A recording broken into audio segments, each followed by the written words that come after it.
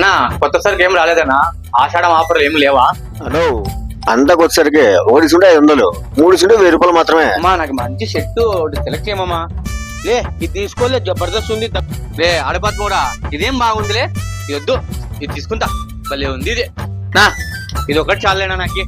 ఇది ఎంతో చెప్పనా? ఇదేనా 500 చూడనా? నా నువ్వు ఎంత ఇస్తావు చెప్పనా?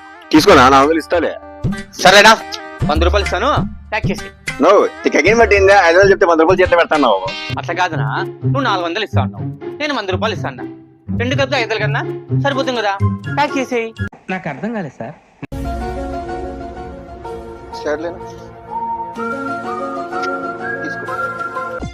వేస్తా.